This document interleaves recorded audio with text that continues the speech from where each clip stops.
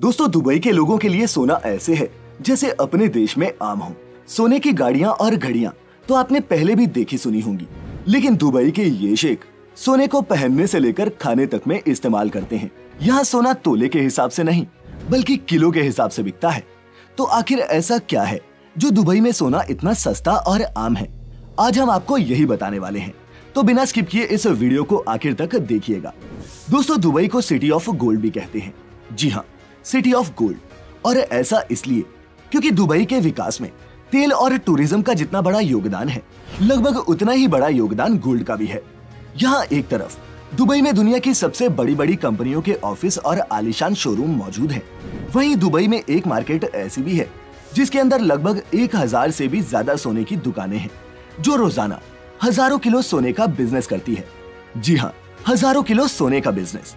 लेकिन इस मार्केट का नाम हम आपको इस वीडियो के अंत में बताएंगे, तो वीडियो के साथ बने रहना। अब सबसे बड़ा सवाल ये उठता है कि आखिर दुबई में इतना सोना आ कहां से रहा है, और ऐसा क्या है कि दुबई के सराफा बाजार में सिर्फ मुनाफा ही मुनाफा है।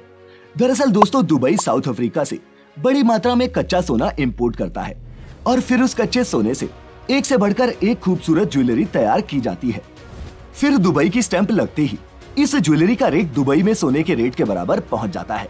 और ये यूं ही नहीं है दोस्तों, दुबई में तैयार हुई ये ज्वेलरी इतनी प्योर और दिखने में खूबसूरत होती है कि ये न सिर्फ दुबई में बल्कि दुनिया भर में बेची जाती है, जिसमें भारत और चीन सबसे आगे हैं। और इस तरह दुबई हर साल लगभग 1200 टन सोने का व्यापार करता है। दोस्तों, पूरी दुनिया में जितना गोल्ड बिकता है उसका एक सबसे बड़ा हिस्सा लगभग 29% सिर्फ दुबई का ही होता है। यहाँ सोने की मार्केट इतनी बड़ी है कि दुबई में गोल्ड सेक्टर में करीब 4086 कंपनियां काम करती हैं। और इस महामारी से पिछले साल दुबई ने 5,52,000 करोड़ रुपए से ज्यादा का गोल्ड बेचा था। अब ये तो हम सभी जानते हैं कि इंडिया में भी सोने का क्रेज लोगों के सर चढ़कर बोलता है। शादी से लेकर एनिवर्सरी तक हम भारतीय सोने का खूब इस्तेमाल करते हैं। संयुक्त अरब अमीरात के शहर दुबई में भारतीय बड़ी संख्या में रहते हैं और अपनी सोने में गहरी दिलचस्पी की वजह से यहाँ गोल्ड में निवेश करने के मामले में हम भारतीय सबसे आगे हैं। दुबई में भारतीयों के बाद गोल्ड में सबसे ज्यादा निवेश पाकिस्तान, ब्रिटेन, सऊदी अरब, ओमान और कनाडा के लोगों का है। मार्केट के आकार के बाद अब बात करते हैं दुबई का सोना दुनिया भर में इतना मशहूर क्यों है और कैसे ये सोने की इतनी बड़ी मार्केट बन गई। तो दोस्तों, इसका सबसे बड़ा कारण तो ये रहा कि दुनिया भर में सोने की शुद्धता और गुणवत्ता के मामले में दुबई अव्वल नंबर पर है।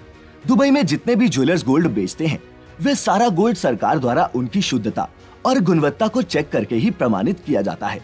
इसके अलावा हर ज्वेलर को अपने स्टोर से बेचे जाने वाली हर गोल्ड की आइटम पर सोने की शुद्धता का हॉलमार्क लगाना जरूरी होता है। यही हॉलमार्क बताता है कि सोना कितने कैरेट का है और ये हॉलमार्क पूरी दुनिया में मान्य होता है।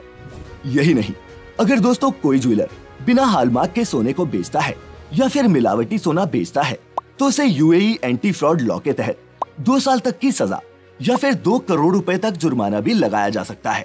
अब दोस्तों, दुबई में कानून कितने सख्त हैं, ये आप जो दुबई गया हो उससे पूछ सकते हैं।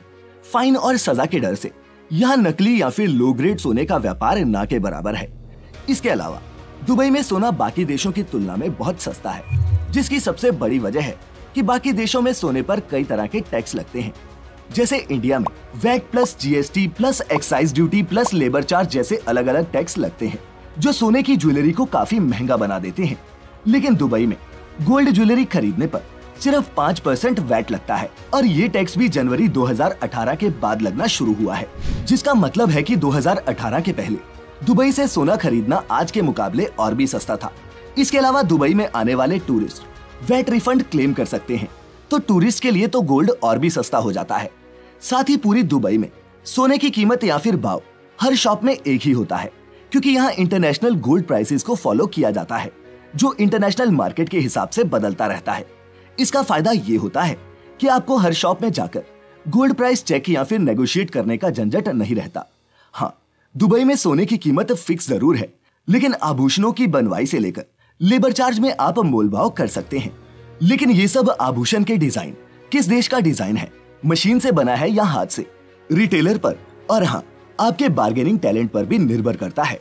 और अगर आपके बार्गेनिंग स्किल्स कमाल के हैं तो हम आपको राय देंगे दुबई गोल्ड सूक में जाने की। अब आप सोच रहे होंगे कि गोल्ड सूक क्या है।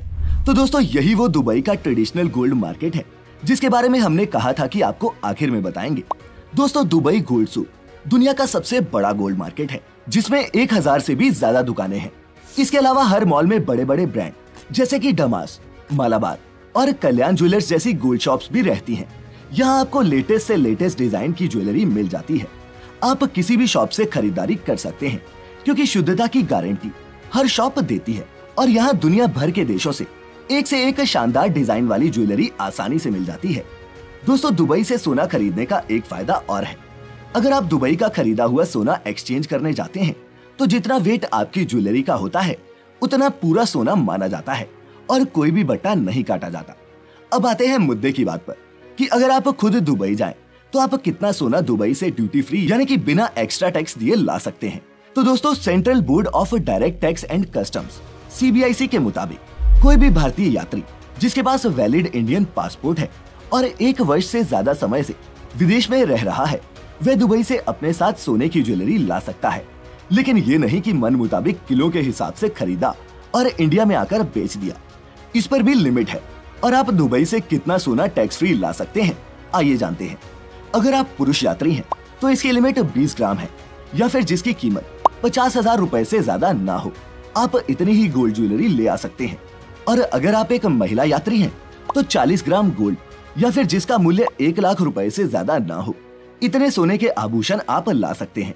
यही सेम नियम बच्चों पर भी लागू होता है। और अगर आपको दुबई से भारत इससे ज्यादा सोना लेकर आना हो तो आपको कस्टम ड्यूटी देनी होगी जो पहले 10% थी लेकिन अब बढ़कर 12.5% हो गई है। लेकिन दोस्तों इसका मतलब ये नहीं है कि आप कस्टम ड्यूटी देकर मनचाहा सोना ला सकते हैं। इसकी भी लिमिट है। अगर आप दुबई में 6 महीने से ज्यादा रुके हैं तो आप 1 किलो सोने को बार या फिर कॉइन के रूप में ले जा सकते हैं। और अगर इससे ज्यादा सोना लाना चाहेंगे तो एक्स्ट्रा सोने पर 36.05 कस्टम ड्यूटी लगेगी जो उस सोने को भारत के मुकाबले भी महंगा बना देगी। तो कुल मिलाकर बात यह है कि दुबई से सोना खरीदना हर हिसाब से अच्छा है। तो आप जब भी दुबई जाएं गोल्ड शॉपिंग जरूर करें। बस इतना ध्यान रखें कि अपनी खरीदारी का बिल अपने साथ रखें और हो सके तो गोल्ड पहनकर ही आएं और ज्यादा होशियार ना बने। अगर गोल्ड लिमिट से ज्यादा हो तो उसे डिक्लेयर करें। अगर कोई सवाल या फिर कंफ्यूजन रह गई हो तो हमें कमेंट्स में पूछ सकते हैं। जो दुबई गए हो वो लोगों के इन सवालों के जवाब देने की कोशिश करें। उम्मीद है वीडियो आपको पसंद आई होगी। अगर हाँ तो इस वीडियो को लाइक करना और दिल खोलकर शेयर करना मत भूलना। और ऐसी सभी इंटरेस्टिंग वीडियोस देखते रहने के लिए YouTube पर हमें सब्सक्राइब करें और Facebook पर देखने वाले लाइक करें हमारे पेज द मिस्टिका लैंड को। फिलहाल आज के लिए बस इतना ही। लौटेंगे जल्द ही एक नई वीडियो के साथ। आपका बहुत बहुत शुक्रिया।